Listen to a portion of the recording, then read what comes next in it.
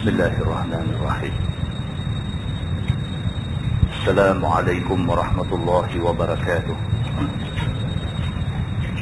Alhamdulillah wa bihi nasta'in. Asyhadu an la ilaha illallah wahdahu la syarika lah. Wa asyhadu anna sayyidana Muhammadan 'abduhu wa rasuluh. ونصلي ونسلم على هذا النبي الكريم سيد المرسلين وعلى آله وصحبه أجمعين. أما بعد، أيها المؤمنون اتقوا الله، أوصيكم وإياي بتقوى الله، فقد فاز المتقون. Muslimin dan muslimat, mudah-mudahan dirahmati Allah Subhanahu wa taala. Di dalam sebuah hadis riwayat daripada Abi Hurairah radhiyallahu anhu, kata dia, anna Rasulullah sallallahu alaihi wasallam qala: "Idza tawadda al-'abdul muslim aw al-mu'min فغسل وجهه خرج من وجهه كل خطيئة نظر إليها بعينيه مع الماء أو مع آخر قطر الماء فإذا غسل يديه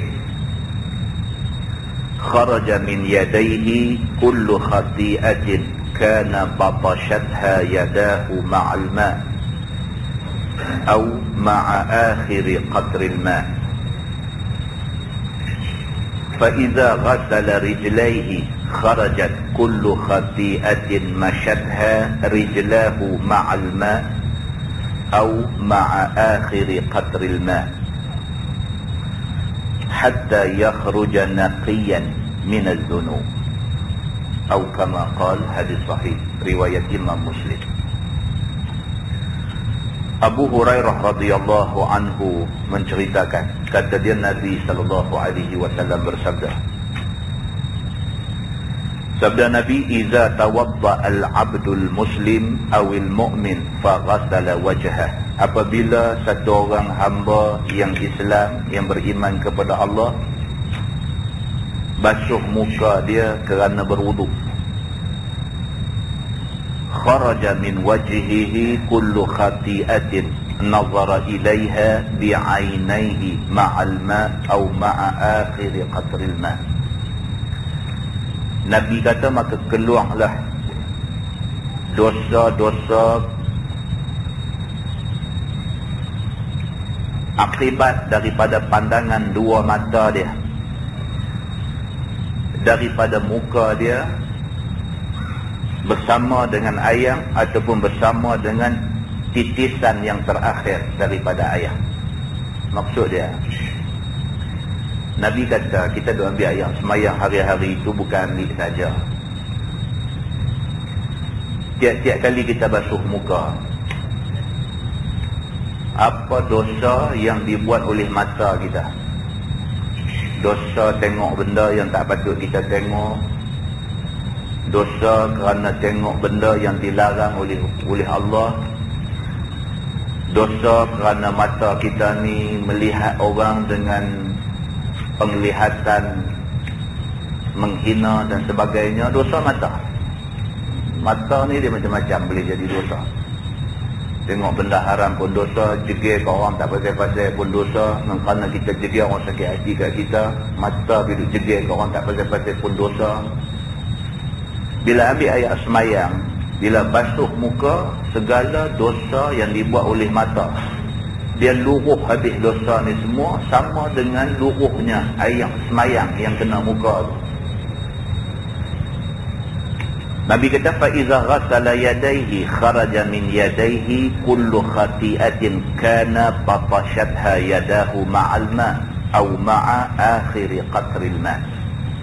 Macam itulah juga apabila satu orang ambil ayat semayang, dia basuh dua tangan dia, maka tiap-tiap kali dia basuh tangan dia, luruh jatuh ayat daripada tangan dia tu bersama dengan dosa yang dibuat oleh tangan dia. Tangan biasa tidur buat benda-benda tak elok misalnya. Dia buat isyarat lucah ke orang dengan guna tangan kita. Banyak budak-budak muda lah dia buat. Itu dosa. Apa juga dosa yang dibuat oleh tangan apabila kita ambil ayat semayang bersama dengan jatuhnya ayat semayang daripada tangan, bersama dengan jatuh ayat tu jatuh dosa yang dibuat oleh tangan. Fa idza ghasala rijlaihi kharajat kullu khati'atin mashatha rijlahu ma'al ma' atau ma'a akhir qatril ma'. Demikianlah juga apabila kita basuh kaki, apa dosa yang dibuat oleh kaki? Luruh dosa-dosa tu sekali dengan luruhnya ayat semayang yang kita guna buat basuh kaki tadi. Sehinggalah Nabi kata hatta yakhruja naqiyan minaz dzunub, sehinggalah bersih dia daripada dosa.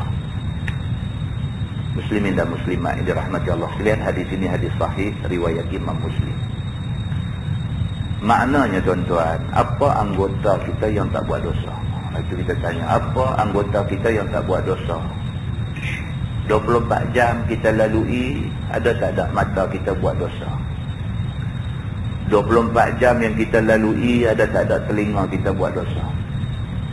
24 jam yang kita lalui, ada tak ada lidah kita, mulut kita buat dosa? 24 jam yang kita lalui, ada tak ada kaki kita langkah di tempat tak elok yang boleh mendatangkan dosa? Maka dosa-dosa yang banyak ni, kalau sekiranya kita tak buat sesuatu untuk nak meringankan kita, kita akan jadi orang yang syarat dengan dosa. Tak terbawa dosa kita bila kita mati menghadap Allah Subhanahu wa ta'ala.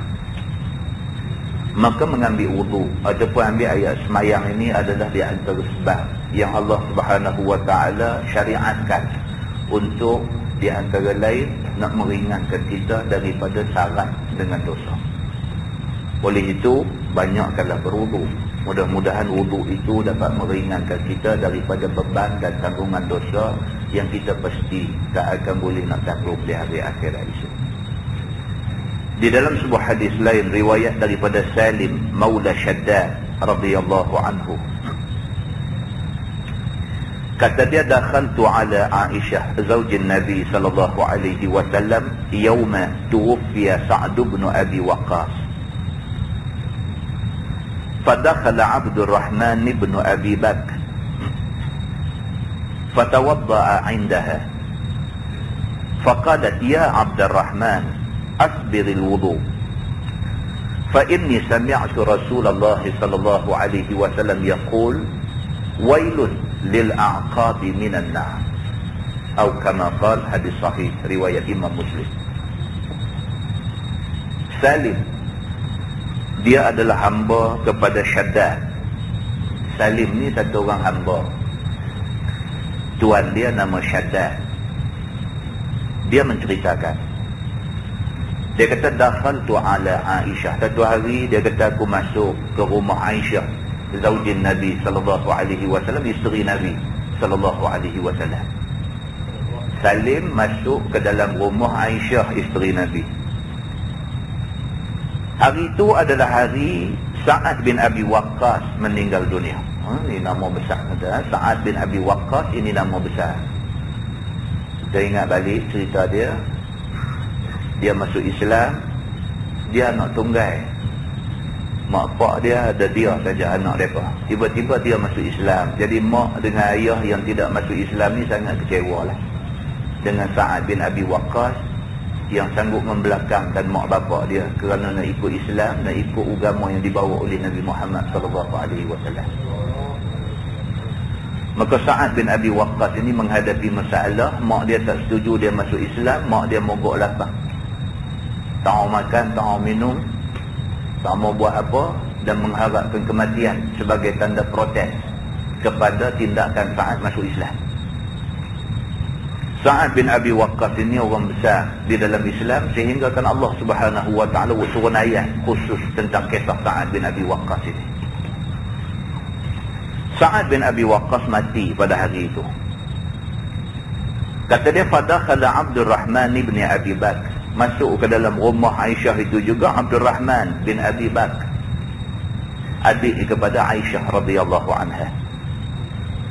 Fatawadda'a indaha. Abdul Rahman ni masuk, dia pergi ambil ayat semayang, sedangkan Aisyah duk tengok Abdul Rahman ambil ayat semayang. Faqalat, Aisyah tegur dia. Aisyah kata, ya Abdul Rahman, asbighil wudu. Aisyah kata, wahai Abdul Rahman, ambil ayat semayang elok-elok. Asbighil wudu, maknanya sempurnakan wudu kamu. Ambil ayat semayang yang elok-elok, jangan buat cincai-cincai macam tu. Fa inni sami'tu Rasulullah sallallahu alaihi wasallam yaqul. Aisyah kata, kerana aku pernah dengar Nabi sallallahu alaihi wasallam bersabda. Nabi kata, wailun lil aqab minan nar. Nabi kata, celakalah tumit-tumit yang tak basah bila ambil ayat semayang, maka tumit itu bahagian api neraka. Maknanya Abdul Rahman ni ketika dia ambil ayat semayang, mai tang basuh kaki tu dia pakai cerok ke depan aja. Tuan, hari Jumaat pergi tunggu tepi kolah tu, tengok orang ambil ayat semayang, berapa ramai hak buat lagu Abdul Rahman ni buat. Dia cedok, dia cerok, dia cedok, dia cerok. Dia cerok kaki tu belah depan aja, belah tumit tu tak kena ayam. Setakat tak kena ayam, setakat ayam semayang tak sah saja, itu dah satu bab. Tidak habis di situ, bahkan Nabi kata, wailun lil aqab minan nar. Celaka bagi orang yang ambil ayat semayang, tiba-tiba tumit tidak basah, maka kerana tu tumit dia dimakan api neraka. Sudahlah ambil ayat semayang tak sah, maka akibat dia semayang tak sah, bahkan tumit tu pula esok dia kena rendam dalam api neraka. Muslimin dan muslimat yang dirahmati Allah sekalian, daripada hadis itu dapat kita faham bahawa janji yang Nabi sebut dalam hadis mula tadi, Nabi kata, siapa ambil ayat semayang basuh muka, luruh habis dosa yang berkaitan dengan muka bersama dengan gugur yang semayang yang dia ambil tu. Bila dia basuh tangan, luruh habis dosa-dosa yang tangan dia buat bersama dengan jatuhnya ayat semayang dari tangan dia. Bila dia basuh kaki, luruh dosa yang dibuat oleh kaki bersama dengan binya ayat semayang yang dia basuh kaki itu tadi. Nak dapat janji itu bukan senang.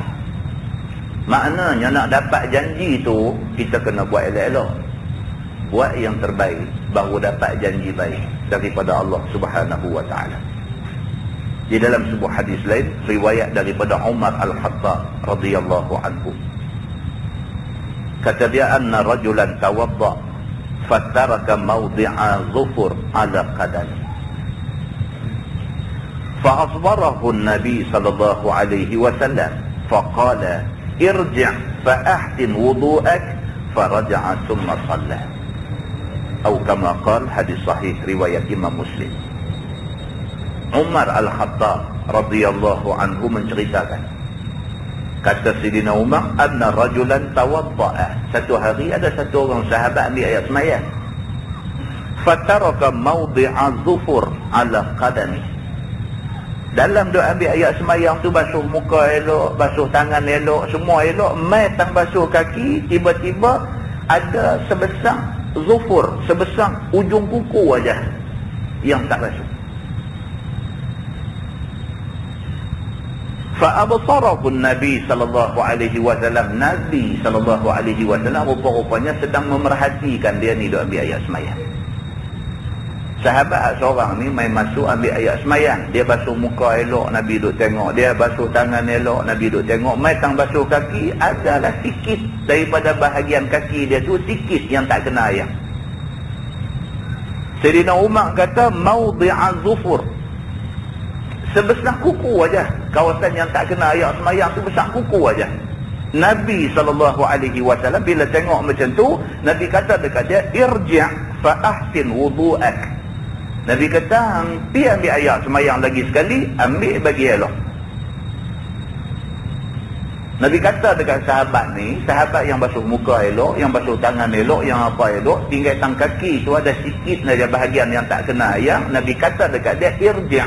Nabi kata, pergi patah balik di tempat ambil ayat semayang, fa ahsin wudu'ak, dia bagi elok ayat semayang tu, ambil bagi elok-elok. Faraja'ah, maka dia pun patah balik ambil ayat semayang sekali lagi, summa sallah, barulah dia semayang selepas itu. Muslimin dan muslimat yang dirahmati Allah sekalian, hadis itu hadis sahih riwayat Imam Muslim. Maknanya apa tuan-tuan? Maknanya benda yang kita anggap mudah tu, bagi Nabi dia ambil berat. Soal ambil ayat semayang ni bagi kita ni soal kecil, soal remeh, soal yang tak payah dibesar-besarkan sangat. Takkan orang Islam tak reti ambil ayat semayang, kita anggap remeh. Benda yang kita anggap remeh, yang kita anggap ringan, yang kita anggap mudah, yang kita anggap benda ni bukan satu benda besar, Nabi SAW bagi perhatian besar. Sehingga kan Nabi tunggu tengok, dan Nabi tegur, dan Nabi pernah suruh dia pergi ambil ayat semayang lain. Dan sahabat ikut apa yang disuruh oleh Nabi SAW. Muslimin dan muslimat yang dirahmati Allah sekalian, pengajaran yang kita boleh ambil daripada 3 hadis yang kita baca ni ialah, yang pertama, jadikan kita ni orang yang sentiasa dalam keadaan berwuduk. Yang kedua, wuduk biarlah sempurna. Yang ketiga, ringankanlah beban dosa kita dengan banyak berwuduk. Mudah-mudahan kita dapat yang akibat daripada mukadimah yang kita baca tadi, insyaAllah. Kita menggunakan tafsir Nurul Ihsan jilid 2.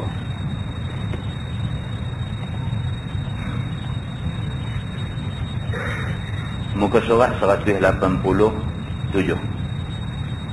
Muka surat 187. Kita masih lagi berada di dalam tafsir surah Yunus. Surah Yunus, kita sampai di ayat 31. A'udzu billahi minasyaitonir rajim. Qul man yarzuqukum minas sama'i wal ardh. Kata olehmu wahai Muhammad, siapa yang beri rezeki kepada kamu daripada langit dan bumi, yakni hujan dan tumbuh-tumbuhan. Allah Subhanahu wa taala perintah dekat Nabi Muhammad sallallahu alaihi wasallam supaya Nabi berhujjah dengan orang yang tak percaya kepada apa yang Nabi bawa.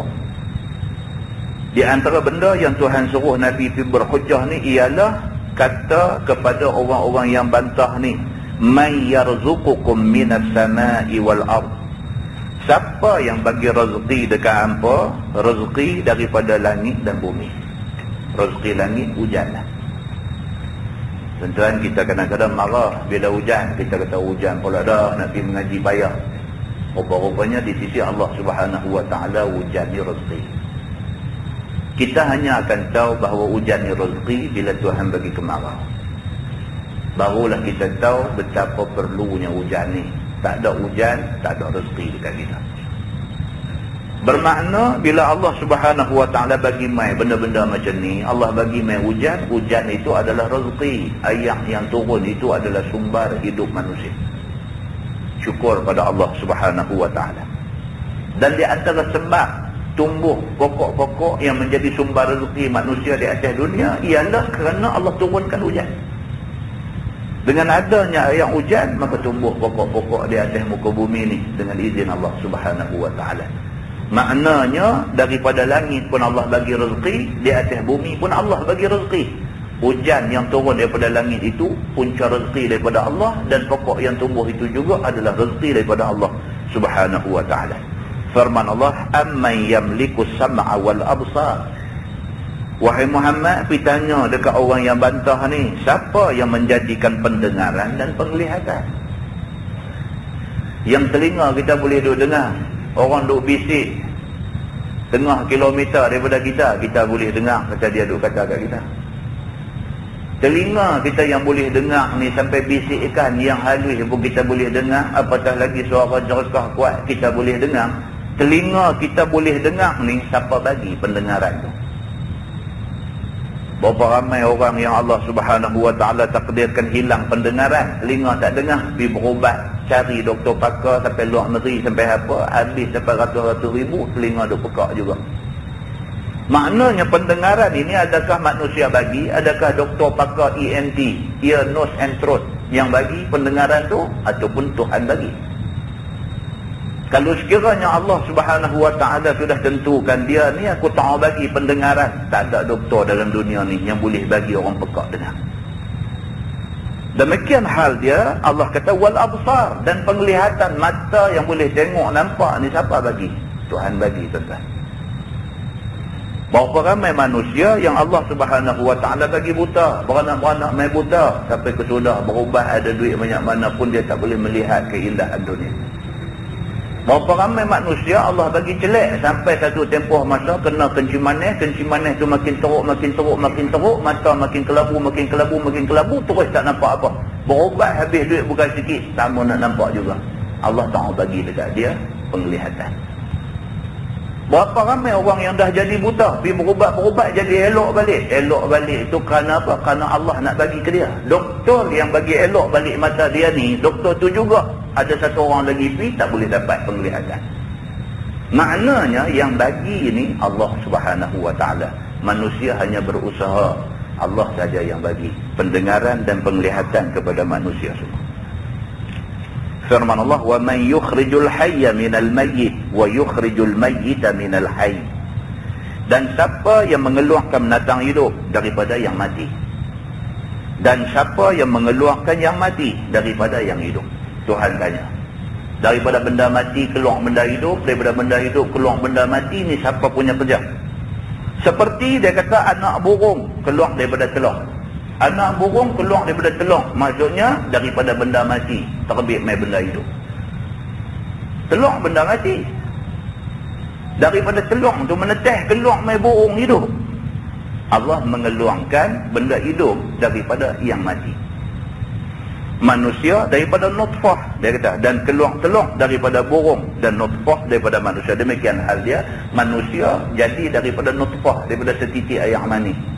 Setitik air mani tengok macam tak ada apa-apa, macam benda mati. Rupa-rupanya setitik nutfah, setitik air mani tu boleh jadi manusia yang kemudiannya keluar mai atas dunia, jadi bijak, pandai, kuasa, hebat dan sebagainya.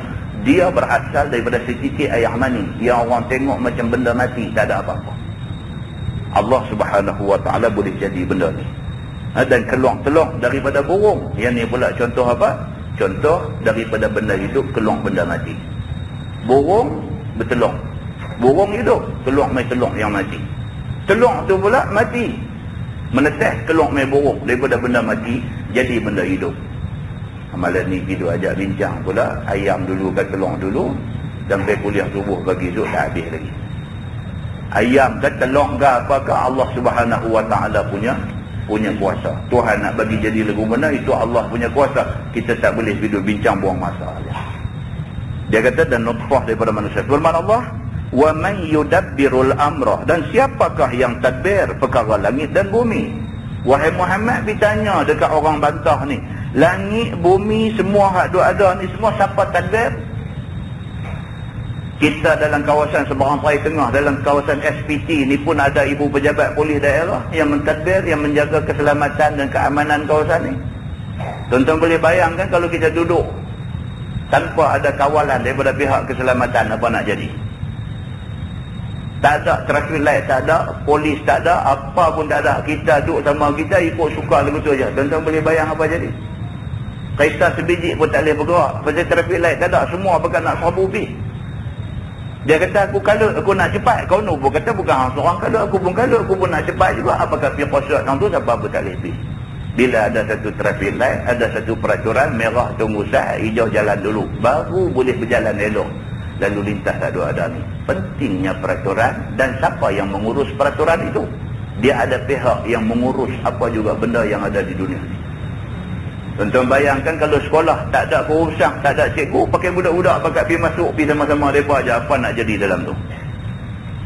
Tak boleh. Apa pun daripada sekecil-kecil organisasi sampailah sebesar-besar macam dunia ni, dia mesti ada pengurus dan pentadbir. Maka alam yang besar, yang hebat, yang macam-macam benda tu ada di dalam ni, takkan tak ada orang yang mentadbir dia, takkan tak ada satu kuasa yang menguruskan perjalanan dia. Maka Allah suruh Nabi bertanya, puak-puak bantah ni, wa may yudabbirul amra, siapa yang tadbir segala urusan langit dan bumi, arash dan kursi, dan barang yang ada di dalam keduanya. Siapa yang tadbir semua benda ni?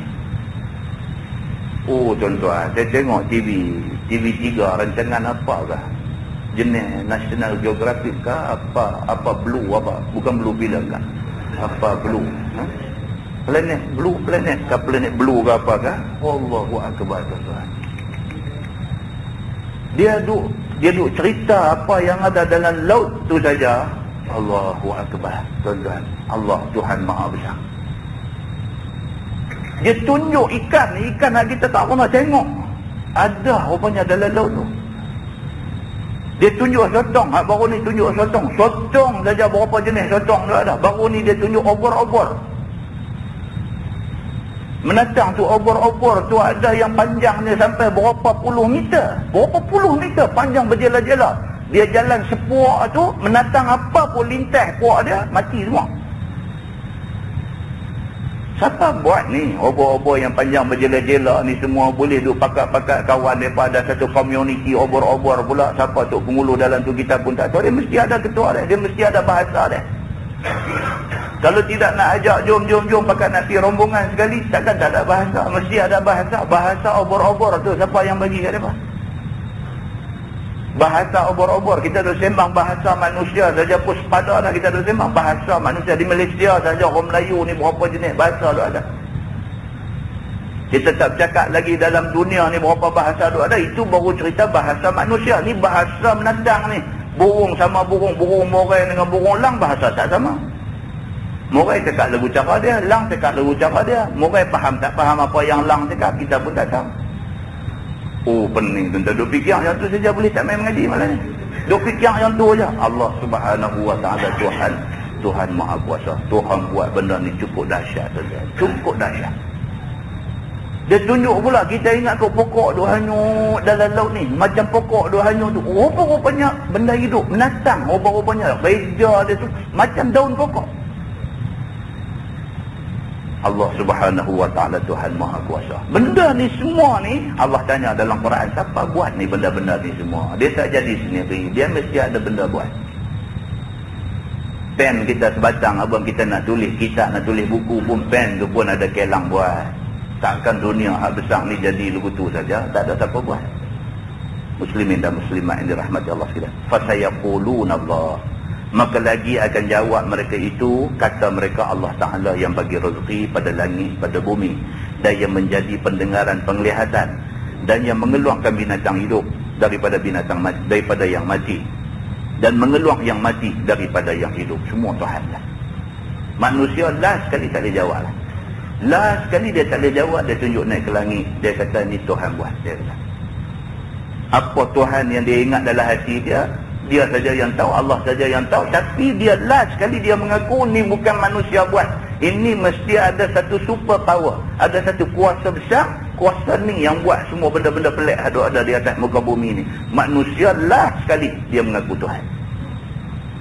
Atas dunia semayang dak, apa dak, segala suruh perintah Tuhan tak buat semua. Hak Tuhan larang semua dia pergi rempuh buat dan sebagainya. Lagu mana pun bila sakit dia sebut ya Allah. Dia sebut ya Allah. Dia tak sebut ya sakit. Tak sebut. Bila dia mai sakit, mulut sendiri aja sebut ya Allah sakit.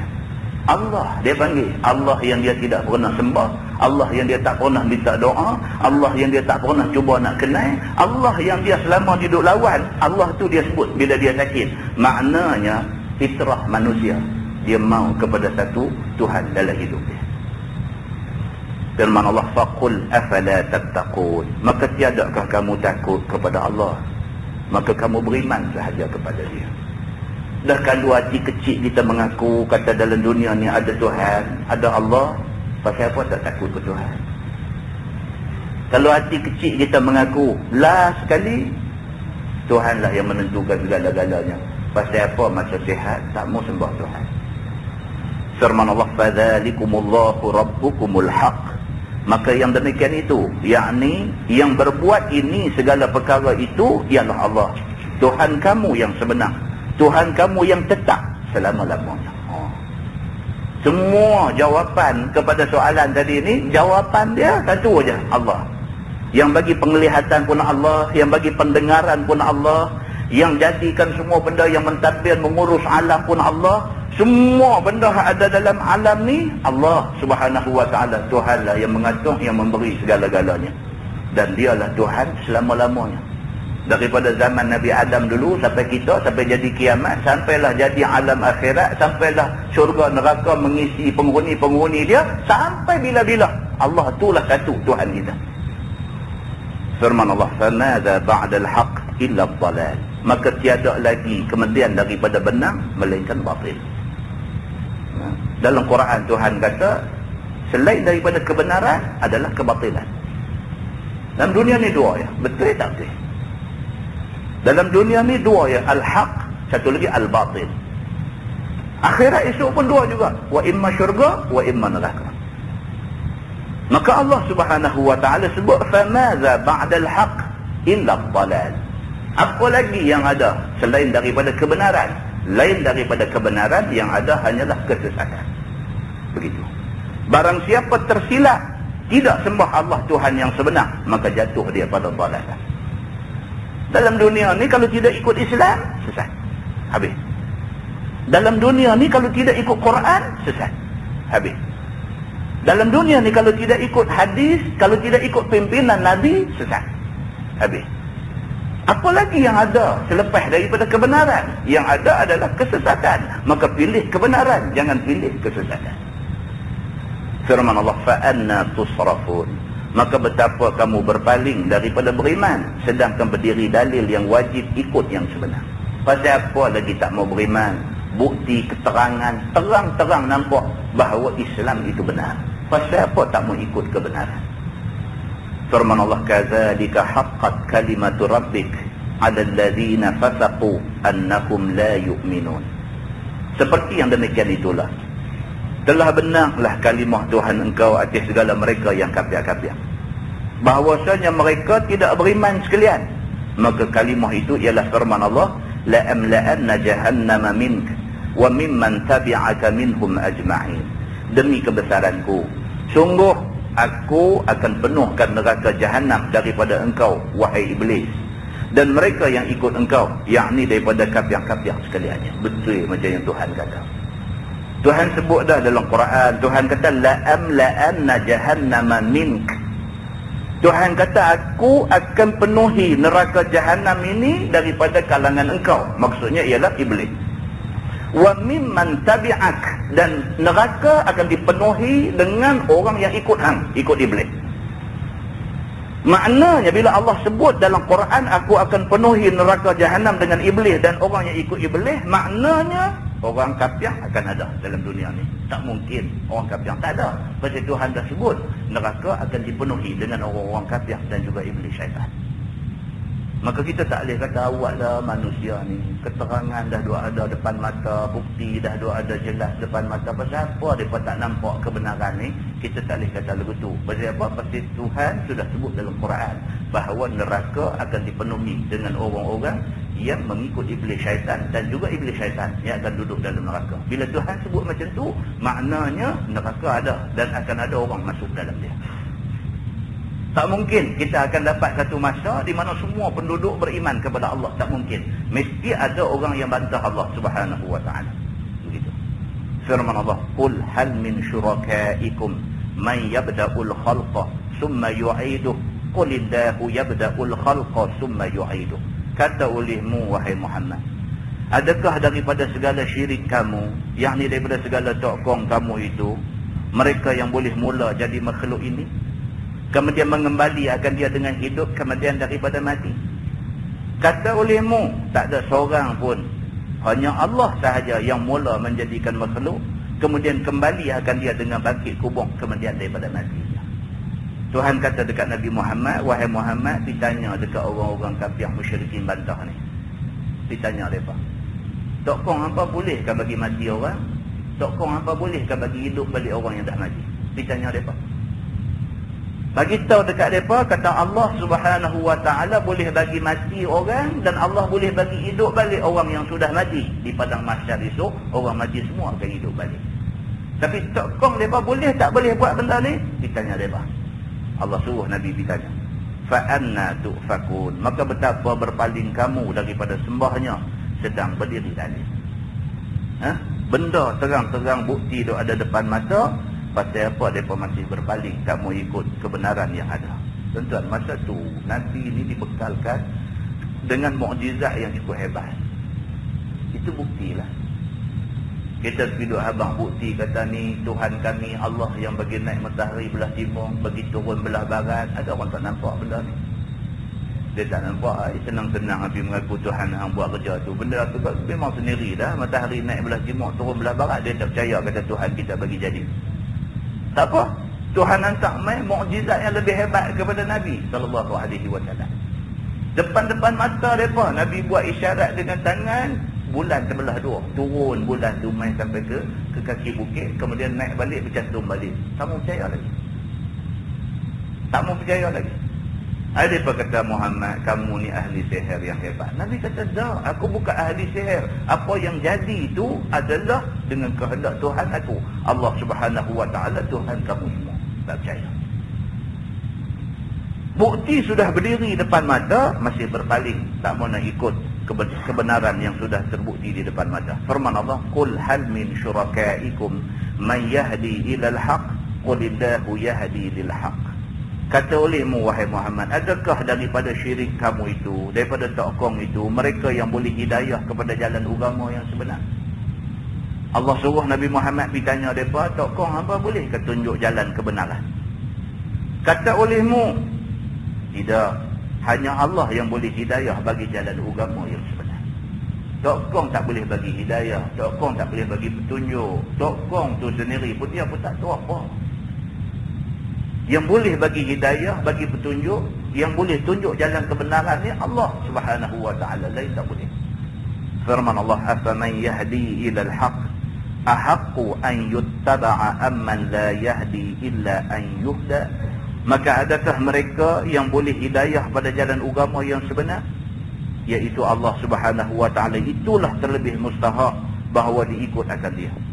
Atau mereka yang tiada boleh menghidayah orang, melainkan bahawa dihidayah akan dia dahulu, itu lebih mustahak diikut. Maksudnya Allah Ta'ala yang lebih mustahak diikut, kerana Allah boleh bagi hidayah pada orang. Lain daripada Allah tidak mustahak diikut, kerana ia tidak boleh hidayah dirinya, apatah lagi nak hidayah kepada orang pula. Nak ikut tokong apa, dia sendiri pun sesat. Kalau orang ambil satu besi pi katok, patah tangan dia. Buat tangan sampai 8 pun, kalau ambil besi pi katok, patah 8. Dia sendiri tak boleh pertahan diri dia. Macam mana dia nak pertahan orang yang sembah dia? Yang tu tengok pun cukup dah. Tang tu tengok pun cukup dah. Boleh dapat dah satu pengajaran besar sudah ada di situ, bahawa buat apa sembah dia, sedangkan diri dia pun dia tak boleh pertahan daripada dibinasakan oleh orang. Lebih baik kita sembah kuasa yang tak boleh dimudaratkan oleh siapa-siapa, iaitu Allah Subhanahu Wa Taala. Maka hidayah Allah Taala itu dengan diri, akal, dan disuruh Rasul bawa ajaran. Allah Subhanahu Wa Taala dia bila nak bagi hidayah, dia bagi akal kepada manusia. Dengan akal manusia boleh fikir. Dihantarnya pula Rasul, Nabi untuk bawa ajaran, supaya bila Nabi mai terang macam mana cara nak jadi orang Islam, maka orang yang ada akal boleh ikut ajaran Nabi. Dan Allah turunkan kitab, yakni Tuhan turunkan Quran, nak bagi orang semua ada kitab panduan, nak tahu hak mana boleh, hak mana tak boleh, hak mana haram, hak mana halal. Dan Allah beri taufik bagi fikir, nazar dan tadbir pada langit dan besar yang sabit, ada yang menjadikannya, iaitulah yang menjadikan kita yang mustahak disembah. Allah jadikan semua benda ni, Allah bagi kita ni otak untuk fikir. Kita tengok semua ada dalam dunia ni, kalau kita buat kajian betul-betul, kita akan dapati kebesaran Allah Subhanahu Wa Taala nampak di dalam dunia ni. Adapun asnam, iaitu berhala Siam dan Hindu Cina, diperbuat daripada batu atau kayu atau lain. Dia kata buat-buat ni, tokong mereka ni macam-macam. Ada yang buat pada batu, kayu, plastisir, macam-macam benda mereka buat bagi jadi tokong mereka. Maka tiada beri mudarat dan tiada beri manfaat. Benda-benda ni berhala asnam ni semua, nak bagi kebaikan pun tak boleh, nak bagi mudarat pun tak boleh. Tiada berjalan dan tiada bergerak, tiada melihat dan tiada mendengar. Terlebih maklum ketui batu ataupun kayu yang disembah itu. Maka orang yang sembahnya sangatlah tidak berakal fikiran sedikit pun. Sembah ketui batu dan kayu. suci daripada akal. Kecuali batu, kayu tak ada akal, dia kata. Seperti suci asnam daripada daging dan darah. Macam mana sokong tu, daging tak ada, darah tak ada, nyawa tak ada, apa pun tak ada. Bahkan terlebih ahmak, yakni terlebih bodoh daripada menatang, dia kata. Oh, dia gasak betul-betul. Kan, dia kata apa ni benda yang apa pergi sembah ni? Dia kata teruk sungguh. Dia kata berhala asnam ni semua lebih ahmak, lebih bodoh daripada binatang. Dicari rumput yang boleh dimakan. Menatang pun reti merengkak pergi cari rumput nak makan. Ditinggal yang tiada boleh dimakan. Menatang lembu pun reti. Kita buat main plastik kat dia tengok buat dak aja. Dia reti kata plastik ni benda tak boleh makan. Tapi yang kata berhala asnam ni semua, apa boleh tak kena. Buat main rumput pun tak. Ambil kuepah buah depan dia pun, sampai berulas kuepah tu dia tak makan. Ambil buah main bubuh depan dia pun, sampai kecut buah limau tu dia tak makan. Lari lagi teruk, dia pergi pemurung dia pergi bagi buah limau plastik pula buah kat dia. Lagi teruk dia kena pemurung dengan dia. Dulu buah limau betul, buah apple betul. Budak-budak balik masjid daripada sembahyang maghrib memang Isyak pergi balas buah limau buah apple tu. Dia bagi tu, dia kata makan dah dia kata. Lepas tu dia duduk fikir makan tunggu ke? Tunggu tengok. Tok lepas ni bisa pun. Dia kata macam ni tak boleh jadi, kita buah plastik punya. Buah plastik punya tu nak perkenal siapa? Nak perkenal siapa?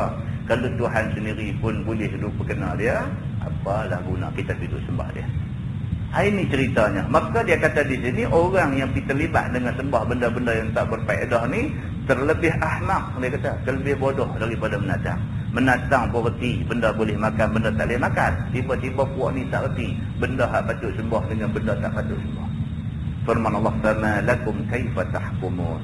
Maka betapa kerana bagi kamu. Maksudnya apa halah dengan hampa ni? Betapa kamu hukum ini hukum yang fasid daripada sembah yang tidak mustahak disembah. Apalah apa ni Tuhan kata. Benda macam ni apa boleh kita sembah? Apa nak jadi dengan apa ni? Tuhan kata. Wa ma yattabi'u aktsaruhum illa dhanna. Inna dhanna la yughni minal haqqi syai'an. Dan tiada ikut kebanyakan mereka itu, yakni kata pada sembah asnam itu, melainkan sangka, zan, gamak-gamak sahaja.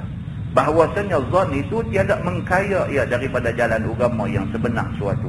Maka yang mengkaya itu ialah ikut Rasul dan ikut Quran. Hak duk duduk sembah benda hak bukan-bukan ni. Pasal apa? Pasal dia pakai ikut gamak dia ya.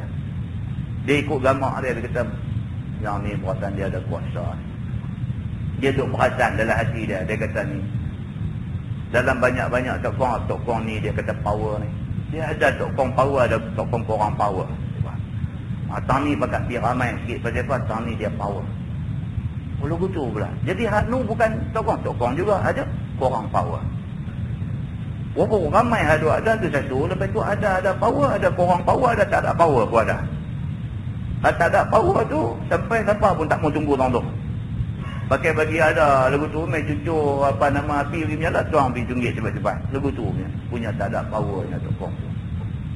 Jadi apa ni dia kata sampai nak jadi macam tu? Dia kata depa ni ikut gamak-gamak, ikut perasaan dalam hati, perasaan lagu hak ni nampak tarik misal dia naik tinggi sikit, yang ni power. Dia perasaan lagu tu maka dia sembah kuat sikit. Ini tak ada kesudahan kepada orang yang buat kerja macam ni. Firman Allah, "Innallaha 'alimun bima yaf'alun." Bahwasanya Allah Taala itu Tuhan yang amat ketahui dengan barang yang dikerja oleh mereka itu, yakni oleh kafir-kafir itu daripada sembah asnam, maka dibalas atasnya pada hari akhirat nanti. Tuhan tahu bahawa mereka ni duk sembah benda yang tidak patut disembah. Tak apa, atas dunia ni hampa nak sembah pi, akhirat itu aku tahu apa balasan nak bagi ke hampa. Firman Allah, "Wa ma kana hadzal Qur'an an yuftara min dunillah, walakin tasdiqal ladzi baina yadayhi wa tafsilal kitab la raiba fihi min rabbil alamin." Dan tiada ini Quran bahawa diperbuat-buat daripada sisi lain daripada Allah Subhanahu wa taala. Tuhan kata sedangkan Quran bukan ada siapa bila mereka. Quran ini bukan hasil ciptaan siapa-siapa. Tuhan ini bukan manusia yang menulis lirik dia. Tuhan ini bukan, Quran ini bukanlah satu kitab yang dicipta oleh akal manusia. Tetapi hanya Quran itu membenang segala kitab-kitab yang antara hadapannya. Sebaliknya Quran bila turun, dia membetulkan Quran bila turun, dia membetulkan kitab-kitab yang dah turun sebelum Quran, daripada Taurat dan Injil dan Zabur dan sebagainya. Quran turun, Quran sebut tentang Taurat, tentang Injil, tentang Zabur, Quran sebut.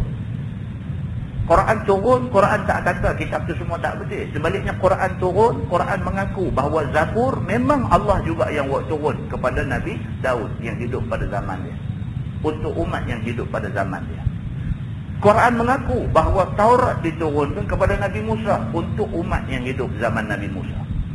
Quran mengaku Injil Tuhan yang buat turun kepada Nabi Isa untuk orang yang hidup zaman Nabi Isa. Quran bagi tahu bahawa Quran ini adalah kitab yang final, kitab yang penghabis. Di dalam dia rangkum habis daripada Zabur, Taurat, Injil, semua masuk dalam Quran, dan Quran ini kitab yang penghabisan. Tidak ada lagi kitab selepas daripada turun Quran ini. Maka turun Quran ini dia membenarkan kitab-kitab yang diturun sebelum dia. Dan Al-Quran tafsil, detail segala hukum dan lainnya yang di dalam kitab. Dalam Quran dia turun detail hukum-hukum yang mesti diikuti. Maka tiada syak padanya, yakni pada Quran itu datang daripada Allah Subhanahu wa taala, Tuhan Rabbul Alamin. Quran ini tak ada nak ragu apa dah, memang Tuhan yang buat turun dia. Firman Allah, am yaquluna iftara. Adakah kata mereka itu, yakni kafir-kafir itu telah berbuat akan dia, yakni Quran itu oleh Muhammad dan bukan daripada Allah. Tuhan kata kalau macam tu, bolehkah kita pakai orang-orang kafir punya tuduhan? Orang kafir tuduh, kata Quran ni Nabi Muhammad yang karang. Bolehkah kita pakai tuduhan mereka ni? Bolehkah kita membenarkan dan mengiyakan apa yang dikata oleh kafir ni? Firman Allah, qul fa'tu bi suratin mithlih wad'u man istata'tum min dunillah in kuntum shadiqin. Kata olehmu bagi mereka itu, wahai Muhammad, maka bawa datang oleh kamu dengan satu surah seumpama Quran. Kalau sungguh hampa kata Muhammad reka Quran ni sampai 30 juzuk, sampai 6,000 ayat lebih. Quran ni hampa kata Muhammad reka, hampa tak usah buat 30 juzuk, tak usah buat sampai 6,000 ayat lebih. Buat main satu surah seumpama Quran. Tak usah lebih daripada Quran. Kok kata tak boleh buat seumpama, setandingan dengan Quran. Setanding dengan Quran yang ada. Ambil surah yang paling pendek, baca surah Al-Kawthar, inna a'tainakal kawthar fasalli li rabbika wanhar inna syani'aka huwal abtar. Simple aja, tapi baca surah yang bila orang baca berasa dengar sedap. Buat band satu, Tuhan kata macam tu. Dan panggil dan minta tolong kamu pada mereka yang kamu kuasa panggil dengan syarat selain daripada Allah. Dipanggil sastrawan Arab hak ada, ramai-ramai ni hak mana pandai bahasa Arab, hak memang ahli dalam bidang bahasa dan sebagainya, panggil semua. Kalau 100, kalau 1000, kalau ada 10,000 orang pun panggil, duduk ramai-ramai buat bengkel, bincang, buat satu surah aja, yang surah tu boleh sama dengan Quran. Dibuat, Tuhan kata. Jika kamu benar pada kata bahawa Quran itu Muhammad yang buat. Kalau betul hampa kata Muhammad buat, hampa ni lagi pandai daripada Muhammad, hampa pergi buat sama macam yang Muhammad buat. Yang ni kafir-kafir Arab kata Quran itu Muhammad buat, bukan daripada Allah. Maka Allah Ta'ala suruh Nabi kata, jika benar aku yang buat, cuba kamu muafakah, cuba hampa pakat-pakat perbuat. Bolehkah? Jika sependek-pendek surah sekalipun. Dan minta tolonglah kamu Arab semacam Muhammad juga. Pergi cari siapa ada, panggil mai karang buat. Jika Muhammad boleh buat, tentu kamu pun boleh buat. Dan jika kamu tak boleh buat, bermakna Muhammad pun tak boleh buat. Nyatalah Quran itu Allah yang buat. Kalau betul Muhammad buat ni, hampa lagi pandai pada dia. Oh, hampa kata hampa pandai, hampa mengaji tinggi. Muhammad ni ummi. Nabi Muhammad ni buku pun tak reti baca. Nabi ditakdirkan Allah menjadi ummi bukan sebagai satu kecacatan, bukan satu aib pada Nabi, tetapi ada hikmah di sebaliknya. Apabila Nabi ini ditakdirkan dia satu orang yang ummi, yang tak reti tulis, tiba-tiba dia boleh membaca ayat sampai 30 juzuk, sampai 6,000 ayat boleh baca, maknanya kalau sekiranya dia ummi, dia tak boleh karang. Walaupun Nabi ummi, tapi dia satu orang yang sangat fatanah, yang sangat bijaksana. Kalau hampa kata Muhammad buat, hampa yang duk kata lebih pandai pada dia, hampa tentu lebih lagi boleh buat. Kalau hampa himpun berapa ramai orang tak boleh nak buat satu surah, bukan satu Quran, satu surah pun tak boleh buat, macam mana hampa tuduh kata Nabi Muhammad boleh buat? Pakai akal lah. Pakai akal lah. Kalau nak tuduh pun biar logik. Kalau nak tuduh pun biar menasabah. Kalau nak tuduh pun biar benda tu orang dengar, orang boleh terima. Jangan sampai tuduhan tu tak masuk akal.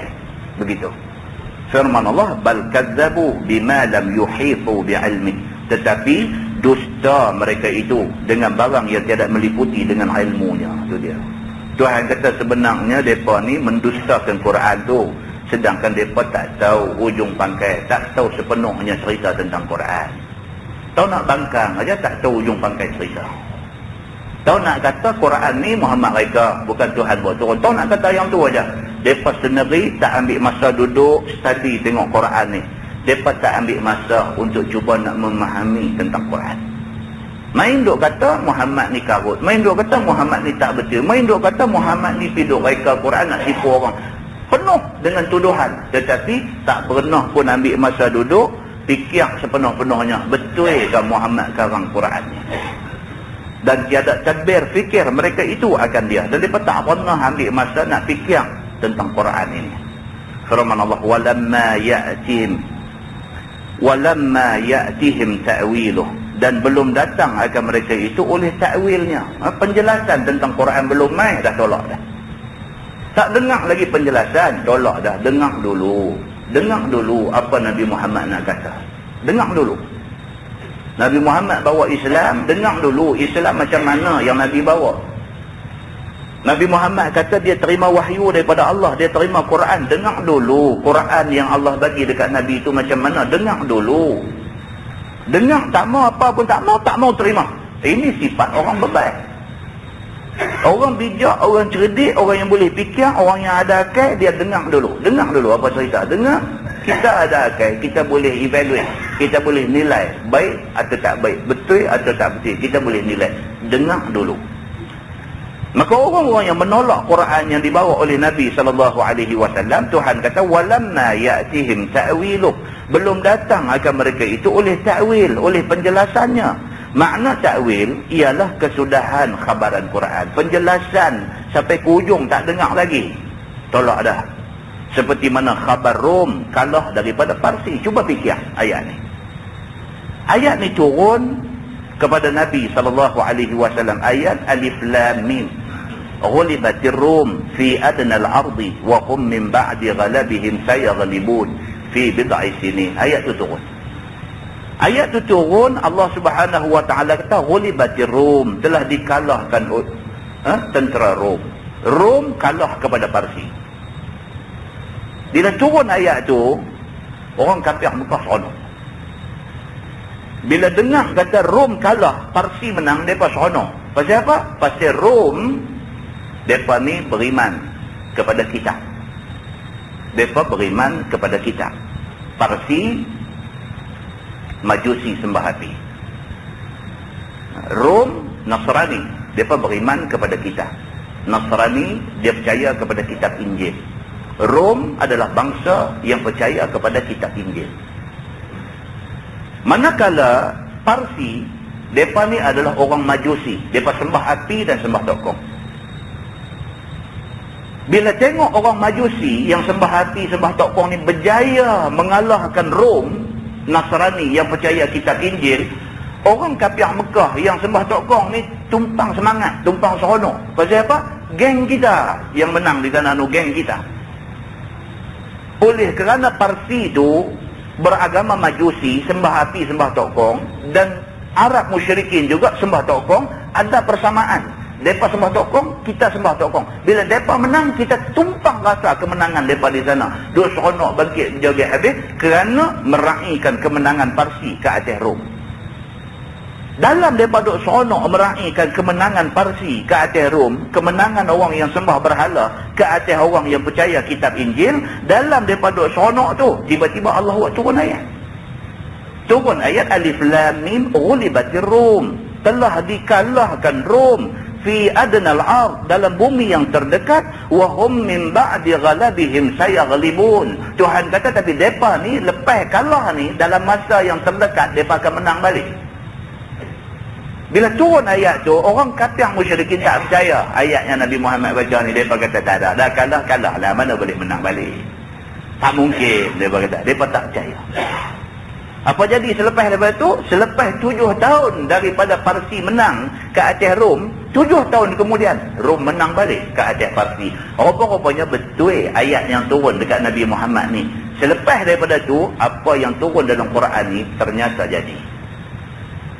Tapi mereka ni tak mau tunggu tengok saat betul tak Quran kata, tak mau tunggu dah. Turun tu tak percaya dah. Mereka kata merepet ayat ni. Tengok akhirnya apa yang Allah sebut dalam Quran betul jadi. Rom akhirnya menang balik ke atas Parsi. Begitu. Dan menang balik dalam tempoh 3 tahun ke 9 tahun. Makna bid'i sinin itu. Bid'i sinin maksudnya beberapa tahun. Maka hari perang Badar, Jibril datang dan berkhabar, Rom menang balik di dalam 7 tahun sahaja. Maka masa menerangkan Quran itu nama dia ta'wil. Dalam tempoh masa tu Quran ini menjadi penjelas kepada apa yang nak jadi. Benda tak jadi lagi. Masa Quran turun cerita pasal Rom nak menang balik ni, masa tu orang tak nampak kemungkinan Rom akan menang. Tapi Quran kata, tengok betul, akhirnya Rom menang balik. Betul apa yang Quran kata, iaitu menang Rom di dalam tempoh masa 9 tahun ke bawah. Ni ayat dia bawa, ghulibatir Rum fi adnal ardi wa hum min ba'di ghalabihim sayaghlibun fi bid'i sinin. Dikalahkan Rom, dan mereka kemudian daripada kalah itu akan menang semula pada dalam bid'i sinin, dalam beberapa tahun.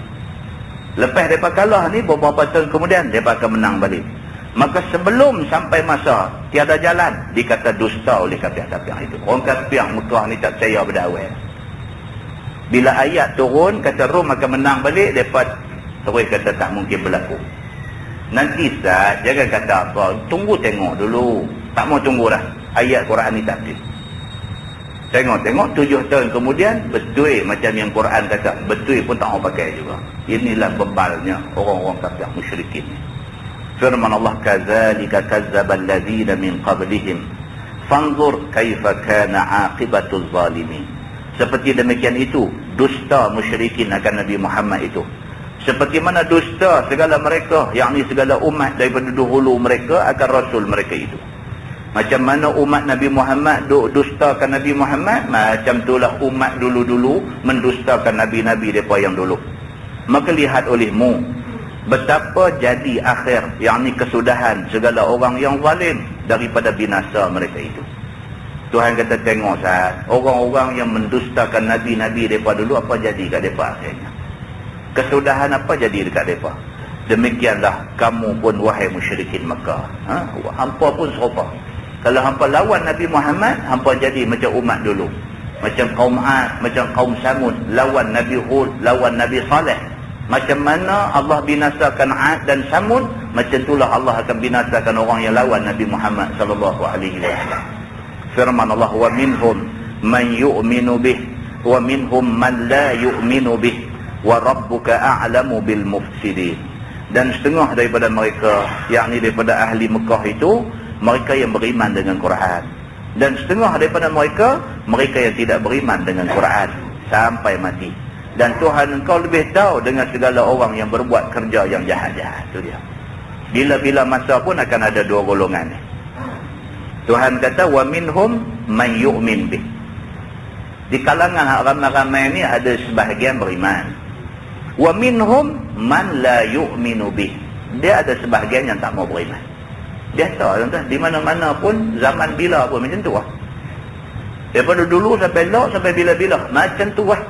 Dia kok mana pun dia akan ada dua golongan. Satu golongan lembut hati dengan agama, suka nak dengar Quran, suka nak dengar hadis, suka kepada agama. Itu satu golongan. Satu golongan dia kata pergi mampus dengan agama ni semua, aku tak ada masa nak dengar pasal agama. Ada satu golongan macam tu. Tak ambil tahu pasal agama apa pun tak tahu. Ada satu golongan yang macam tu. Daripada dulu sampai lah ni, sampai bila-bila akan ada dua golongan. Kita percaya lah masyarakat kita ni ada yang tak tahu apa pasal agama ni. Tak tahu apa. Dia boleh kata, ada ke orang yang tak minum arak? Dia boleh kata lagu tu. Pasal dia celak-celak mata minum arak. Dia celak-celak mata bangkit tidur minum arak, sampailah malam nak tidur pun tidur dalam mabuk arak. Dan dia duduk pergi tempat minum arak pun dia duduk jumpa ramai orang duduk minum. Orang Melayu ni ramai duduk minum. Jadi bila dia main bersembang dengan kita yang tak pernah rasa setitik pun ayam arak, kita duduk nasihat dia, kita duduk kata kat dia, jangan. Arak ni bukan benda kecil, ni benda besar. Jangan. Kita kata arak ni siapa yang minum sampai mati dia tak bercadang nak berhenti daripada minum arak, Nabi kata dia ni mudminul khamr, orang yang mengekalkan tabiat minum arak. Dia tak akan boleh cium bau syurga. Syurga tentu tak boleh masuk. Cium bau syurga pun Tuhan tak bagi. Kita duk baca hadis kat dia, duk serang kat dia lugu-lugu ni dan sebagainya, dia jawab balik mudah ya. Dia kata dah saja nak tanya ustaz. Dia kata ada ke orang yang tak pernah minum arak? Lah, soalan tu tak patut tanya. Tapi bagi dia yang dia sedang dia duk minum arak, dia duk berkawan dengan ramai orang Melayu yang minum arak, dia macam tak percaya kata ada orang tak pernah minum arak.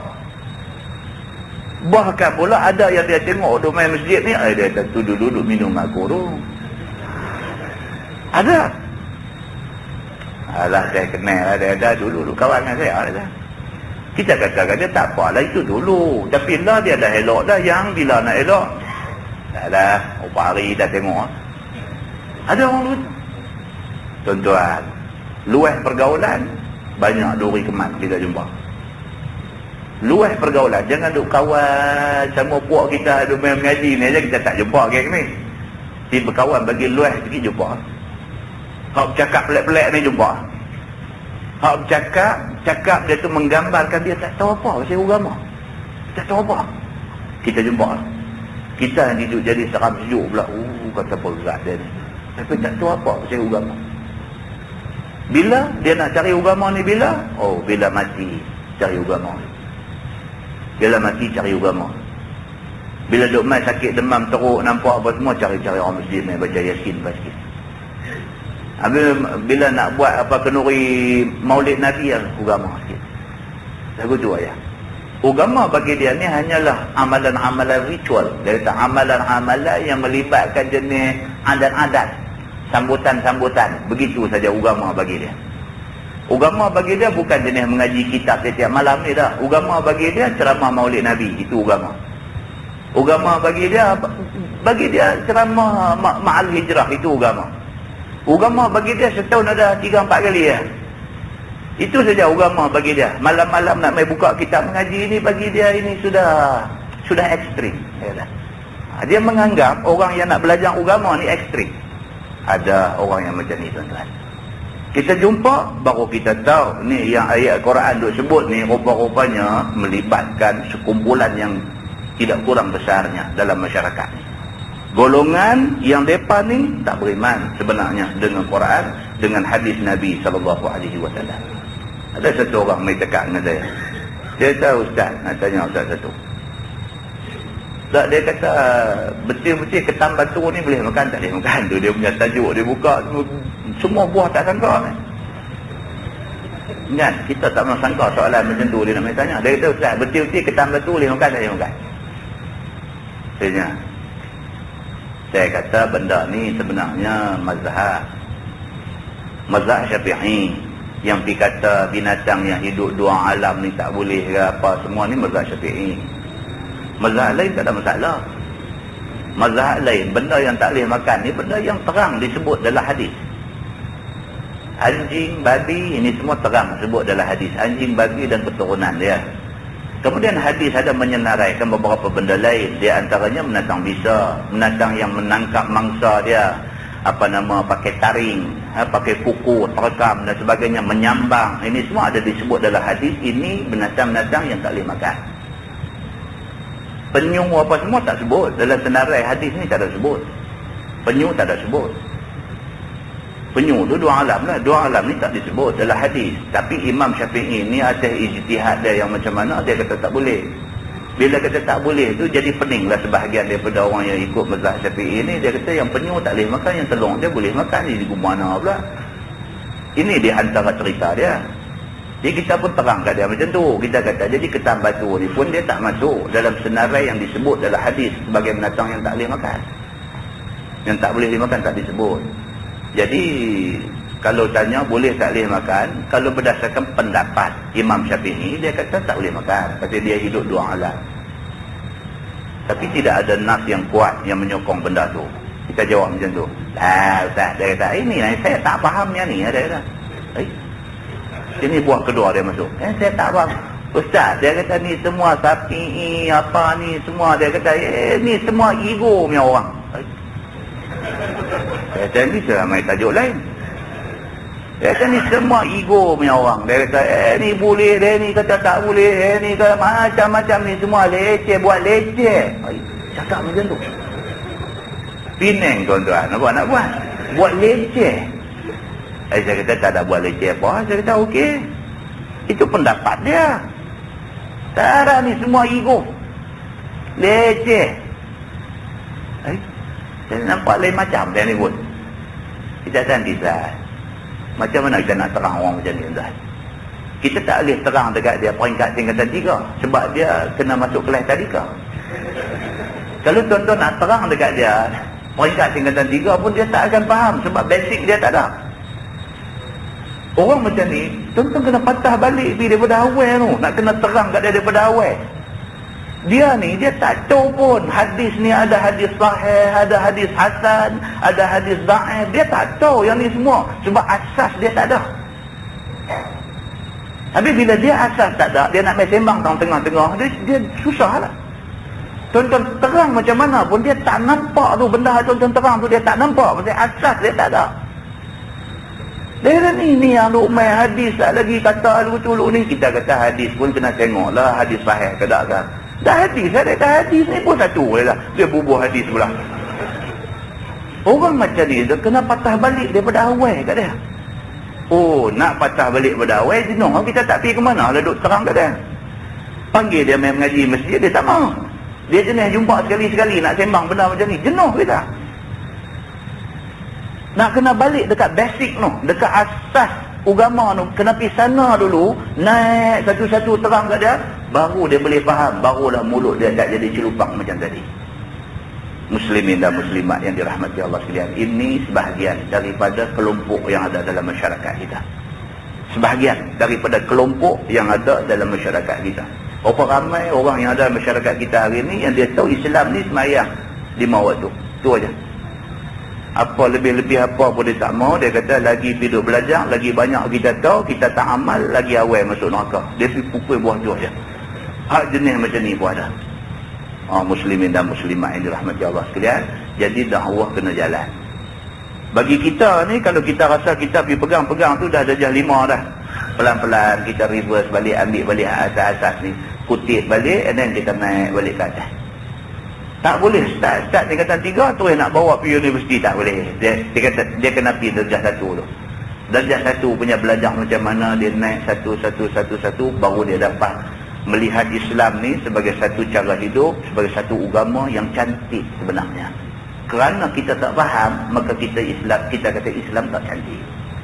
Tuan, orang buta dengan gajah ni ceritalah. Orang buta dengan gajah. Oleh kerana dia buta, dia tengok tangan dia pegang apa, maka dia kata gajah macam tu.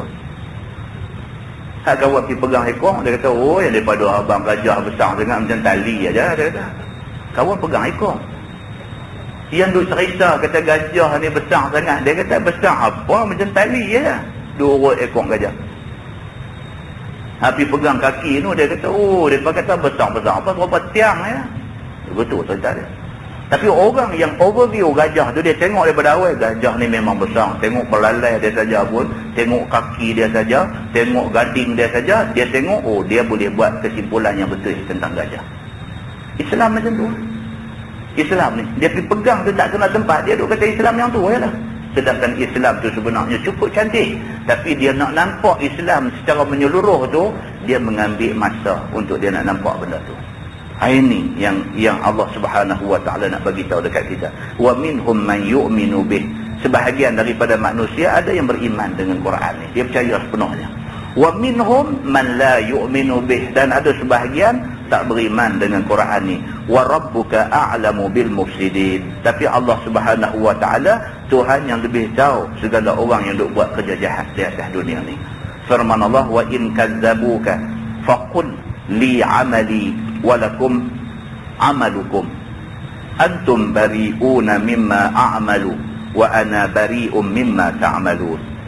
Dan jika dusta mereka akan dikau, wahai Muhammad, maka kata olehmu kepada mereka, wahai musyrikin, bagi aku amalan aku, bagi kamu amalan kamu. Bagi tiap-tiap kita ada balasan terhadap amalan kita. Kamu lepas daripada amalan aku dan aku lepas daripada amalan kamu. Ini ayat mansukh dengan suruh perang sehingga ikut ataupun jizyah ini. Akhirnya Allah Subhanahu wa taala kata dekat Nabi Muhammad, dalam menghadapi orang yang banyak cakap, yang pandai bercakap tapi cakap tak betul ini, last sekali kata lagu ni kat depa. Wa in kazzabuka faqul li amali wa lakum amalukum. La macam ni ya. Hang buatlah apa hang nak buat, aku buat apa yang aku buat. Kalau hang buat betul, Tuhan bagi balasan kebaikan dekat hang. Kalau hang buat tak betul, Tuhan balas benda yang tak betul hang buat. Demikian juga aku, kalau aku buat ni betul, Tuhan akan balas aku dengan kebaikan. Kalau aku buat tak betul, aku sedia terima balasan Tuhan. Kata lagu Tuhan kata, lah ni dia kata dia betul, kita kata kita betul. Sampai mati pun dia duk kata dia betul. Kita terang macam mana pun dia kata dia betul, dia kata kita tak betul. Lah sudah tak boleh bercakap dah. Kata kat dia lagu tu lah, hang nak buat apa, Masya Allah jalan. Aku buat apa yang aku percaya. Sana kita tengok, hang betulkah aku betul. Sana kita tengok. Kita nak boleh kata lagu tu, kita kena pastikan kita duduk atas jalan Quran dan hadis Nabi. Kita kata lagu tu. Aku belajar Quran, aku belajar hadis Nabi. Aku tahu aku betul. Hang aku tak tahu hang belajar apa. Oleh kerana hang duk berkeras kata hang betul juga, Masya Allah, hang dengan amalan hang, aku dengan amalan aku. Kalau aku tak betul, aku sedia Tuhan hukum aku. Dan hang pun sama. Kalau hang tak betul, hang sedia apa Tuhan nak kena hang. Hang buat lagu hang punya percaya, aku buat macam aku punya keyakinan. Esok Tuhan akan tunjuk siapa betul siapa salah. Habis. Allah kata dekat Nabi Muhammad, kalau sekiranya mereka ni nampak tak boleh nak jalan dah dengan nasihat ni, kata lagu tu kat mereka. Habis. Duk balik sakit kepala pun tak selesai. Duk balik sakit kepala pun tak selesai. Ni apa mereka ni tak mau terima aku duk habang benda betul. Tak selesai masalah kita. Habis kata ikut suka hampa lah. Aku dah beritahu dah. Hampa kata hampa juga betul. Hampa jalan lah. Aku dengan keyakinan aku, pasal aku yakin kepada Quran dan hadis Nabi. Habis. Begitu. Firman Allah, wa minhum man yastami'una ilaik, dan setengah daripada mereka itu ialah mereka yang minta dengar kepada engkau apabila engkau baca Quran. Ni pula satu puak pula. Depa ni mai kepada Nabi SAW, suruh Nabi baca. Muhammad dengar kata semalam turun ayat apa pula? Nabi kata adalah turun. Baca tengok kami nak dengar. Nabi pun baca. Tapi golongan yang mai ni, mereka ni minta Nabi baca, mereka nak dengar, bukan nak ambil faham. Jenis macam ni aja. Mai nak dengar. Muhammad ni dengar mereka duduk sembang. Tadi kata semalam turun ayat apakah? Nabi kata betul, ada turun satu ayat. Baca tengok, kami nak dengar. Nabi pun baca ayat yang turun, ya ayyuhallazina amanu, baca, dengar. Habis balik dengan ayat 16 tu, tak pakai apa yang ayat tu kata. Depa ni hanyalah golongan wa minhum man yastami'una ilaik. Di kalangan hak duk ada ramai-ramai ni ada yang syok dengar aja tapi duk macam tu juga. Tak beriman juga, tak percaya juga, tak pakai juga apa yang Quran kata, cuma saja nak dengar. Ada golongan macam ni. Sampai lah ni pun pergi masjid nak dengar ni saja, nak dengar malam ni nak cerita siapa pula. Bukan dia mai dengan niat ni nak cari apa yang dapat, nak boleh balik amal. Tak ada. Mai daripada awal niat, mai nak dengar apa dia nak merepek malam ni. Ada golongan macam ni. Maka golongan yang macam ni tak dapat apa. Tak dapat apa. Dia dengar saja. Apa yang dia dengar langsung tak memberi pengajaran kepada dia. Firman Allah, afa anta tusmi'us summa walau kanu la ya'qilun. Maka adakah engkau wahai Muhammad kuasa memberi dengar orang yang tuli? Walaupun dia dengar, tapi sebenarnya Tuhan kata dia tuli. Dengar tak boleh ambil pengajaran, ini dengar orang tuli. Tuhan kata dekat Nabi Muhammad, wahai Muhammad, orang hak macam ni, hak main suruh hang baca, mereka dengar mereka balik, mereka macam mereka juga. Adakah hang atas kapasiti hang sebagai manusia boleh bagi hidayah pada orang yang dengar?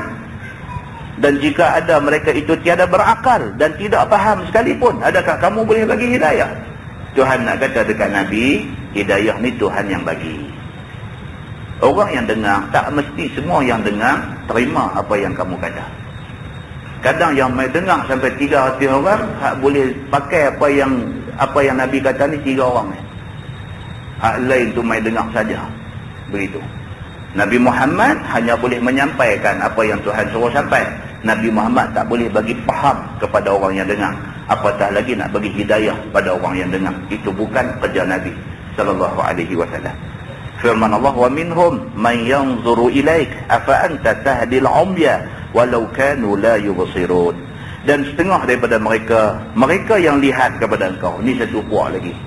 Mai tengok tanda-tanda nubuah, tanda-tanda kenabian yang ada pada Nabi ni, mereka mai tengok tapi tak mau beriman. Mai depan Nabi tengok, betul ni dia ni Nabi, betul perasaan ni, hang tengok lugu tu, hang tengok lugu ni, betul ni. Ada pula beberapa mukjizat yang ditunjuk oleh Allah melalui Nabi Muhammad sallallahu alaihi wasallam. Bila depa tengok, depa kata betul ni barangkali Nabi dia ni. Lagu tu aja. Depa tengok, tetapi tengok tu bukan tengok yang nak mengambil pengajaran. Tengok sekadar tengok saja, tetap tak beriman kepada Allah Subhanahu wa taala. Maka adakah boleh engkau hidayah orang yang buta mata hati? Tuhan kata. Dia tak buta mata kepala. Mata kepala dia boleh main tengok. Dia tengok Nabi, dia tengok mukjizat Nabi, dia tengok semua. Mata dia tengok, tapi mata hati dia buta. Dia tak boleh ambil pengajaran. Maka jika ada mereka itu tiada kelihatan mata sekalipun, kerana bukan buta mata kepala, akan tetapi buta mata hati, dengan tiada akal dan fikiran. Hati buta.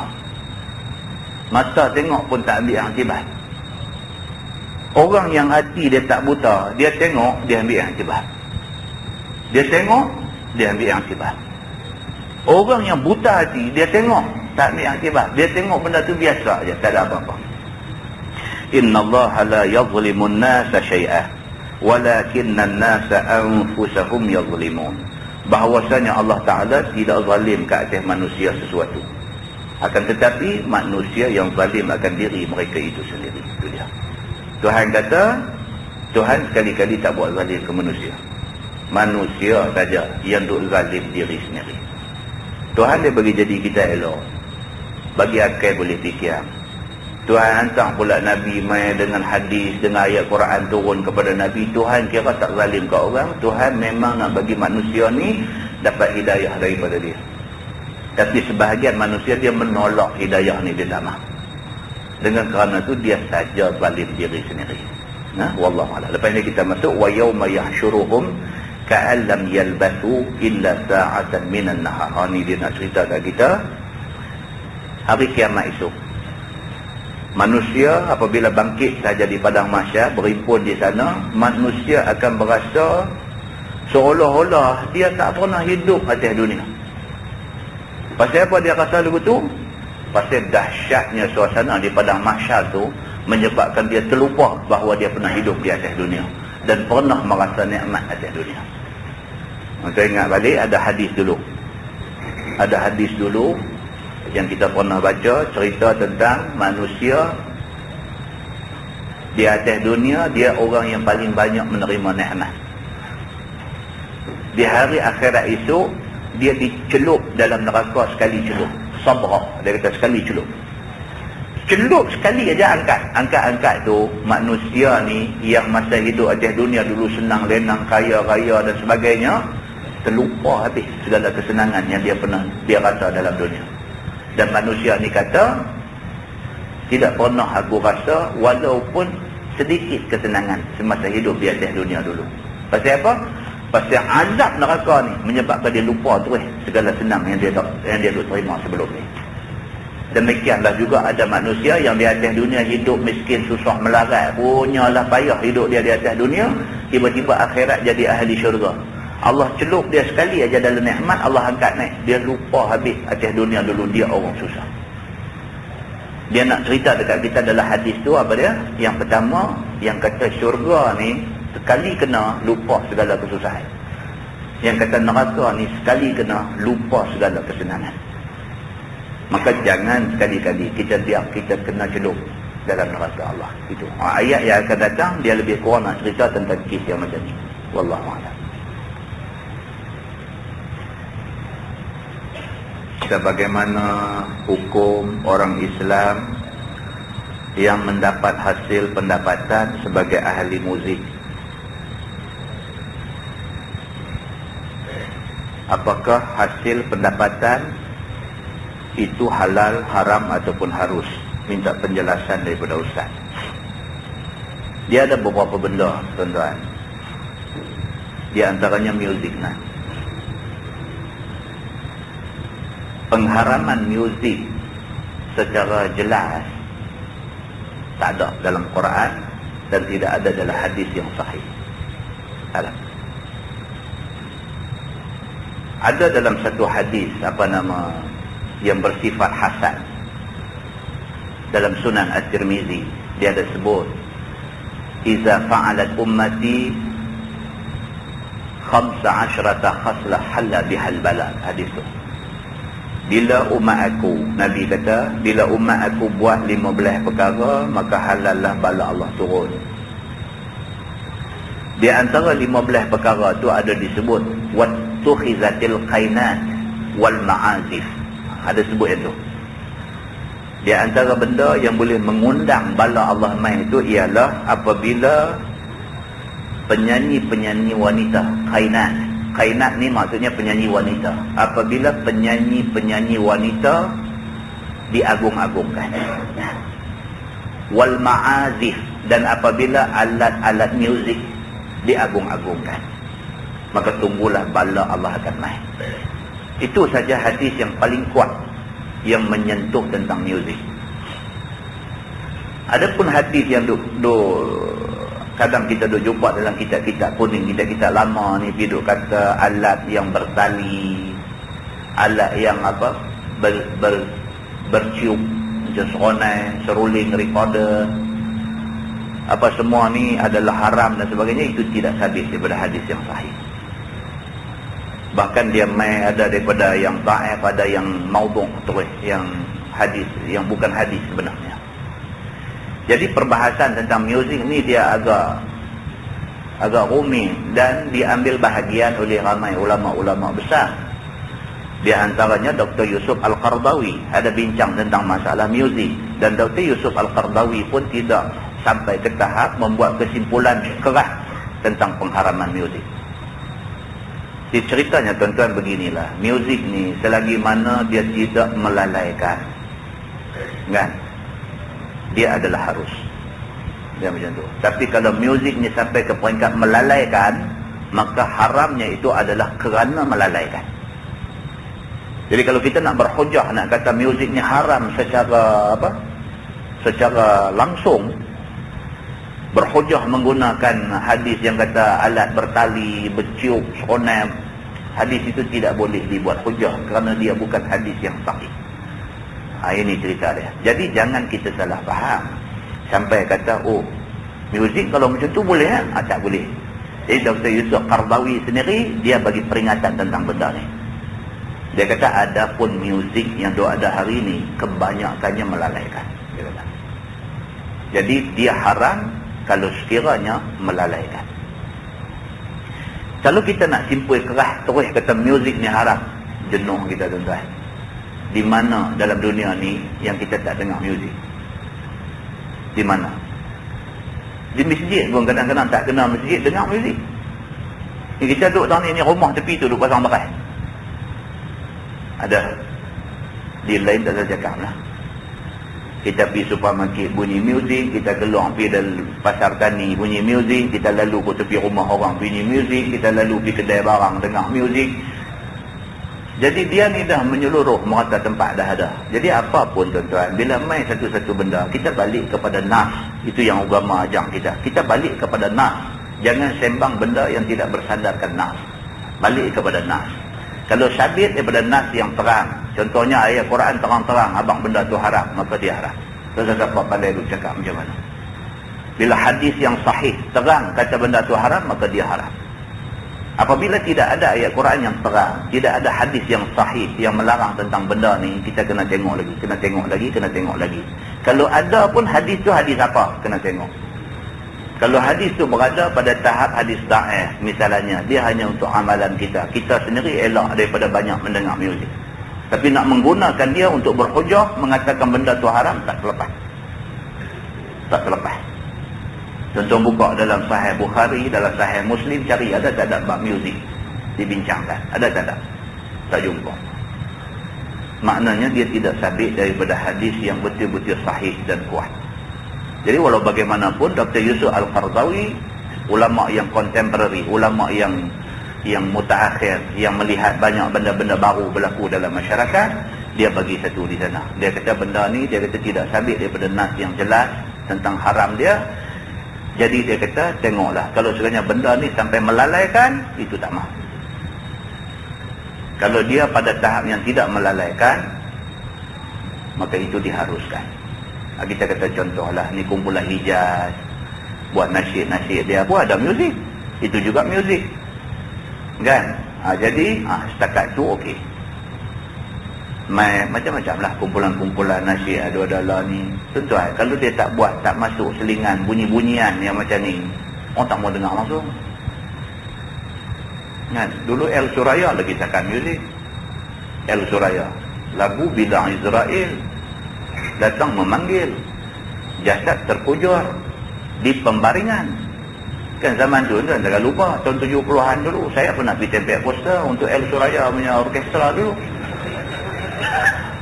Kan zaman 70-an kita pun manalah mengaji tahun 70-an tuan-tuan tak sembang lah. Ustazah pun rambut dah jambui depan. Itu era 70-an, era pop ye. Zaman tu ustazah pun jambui turun depan, pakai kelumbung kerat lagi tu, jambui turun depan. Ustazah tahun 70-an balik daripada Al-Azhar.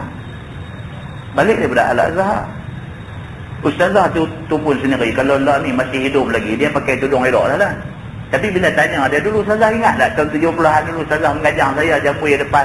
Oh, tak saya kira zaman tu dia dah. Mana boleh tak boleh kira? Ustazah pergi Al-Azhar belajar Quran, hadis apa sama juga, bukan Quran lain zaman tu. Dia kata zaman tu, dia kata pensyarah saya di Al-Azhar pun nampak jambui. Kita ingat dia, banyak tok guru dia Al-Azhar pun begitu juga. Jadi apa kita nak kata tuan-tuan? Zaman tu kesedaran Islam ni dia kurang sangat. Bukan kata tak ada, kurang sangat. Yang kurang sangat. Ujung 70-an baru dia duk main kan. Barulah pakai anak telekung depan, tapi pakai kelumbung jenis ikat bawah ni. Ujung 70-an. Masuk awal 80-an barulah tengok ada mini telekung bulat tu pun singkat naik di atas gitu aja. Itu awal 80-an. Pertengahan 80-an sampai lah ni dia pakai lagu kain telekung nak main sembahyang Isyak, pakai pergi kerja. Tu dia punya apa? Dia punya apa nak kata aku tak tahu. Tapi dia jadi sembahyang macam tu. Kan? Jadi itu hakikat yang berlaku dulu. Dulu rumah kenduri ada kugiran. Baik, jangan. Tung drum tu buat tiang. Bubur kayu apa semua kira siang kenduri, malam berhibur lah. Siap dengan ada jebung pula main joget menari. Teruk tuan-tuan tak cakap. Ini semua zaman yang kita sudah lalui. Generasi yang terlalu muda tak pernah jumpa yang ni, tapi kita dah jumpa. Kan? Ada tiket pula. Naik gencok 5 minit 10 minit lebih lepas naik lupu kepala turun kawan dia nak naik pun kabut. Zaman tu cukup kabut. Dan malam tu pun di masjid, kalau ada masa tu masjid belajar sifat 20 ya. Lain-lain tak belajar sifat 20 ya. Malam tu imam nanti kata malam ni kita baca ringkas-ringkas sudah nak Ghazal Pati apa ada rumah ni. Tu imam tu kursi depan. Tak zaman tu kita cerita. Dia pun main, dia sambil duduk rokok daun, duduk lipat, duduk bubur temakak, dia duduk kursi depan. Bisa duduk gulung rokok daun. Zaman tu orang tak melihat itu sebagai satu yang mengaibkan. Tu imam PSN Ghazal Pati tu orang tak melihat sebagai satu yang mengaibkan. Cubalah ni tuan-tuan, dia tengok saya ada duduk depan dalam jenis majlis macam ni. Gua kata karut, tak boleh pergi mengaji dah kat dia ni. Merapu, dandan orang gasak kita. Apa sebab? Kesedaran orang hari ni lebih. Kan? Itu cerita dia. Jadi susahlah kita nak cakap kan. El Suraya pun tak pakai tudung masa tu. Semua. Dia pasukan penyanyi dia wanita. Kan? Mai di padang sekolah apa semua pagar-pagar sekolah tutup dengan apa gundi beras dengan oncang gula apa semua kan. Tutup semua keliling ada masuk bayar tiket apa semua hak mana yang sengket duit tak ada no keluar pagar masuk penyuruh ni ada pula petugas dia buat toilet tu suluh pula. Dalam pada kelas tu ada kawan cari makan buat parking basikal. Masa tu basikal aja lah. Satu basikal sekupang. Potong manilakat buat nombor 5 gantung di lampu depan dia tu bagi kat dia satu. Tak lagi main tunjuk nombor 5 ambil balik basikal nombor 5 zaman tu kalau tengok El Suraya kira beriman lah tu. Zaman tu lah kan bila tengok orkestra El Suraya kira yang masuk pergi kepiak putih kira beriman lah. Pasal lagu-lagu dia kira bagi kita ingat dekat mati. Bila Israel datang memanggil jasad terkujur di pembaringan semua senang dia duduk dengar kan. Lagu mana nak kata kan. Itu zaman dia. Allah dia dah berubah.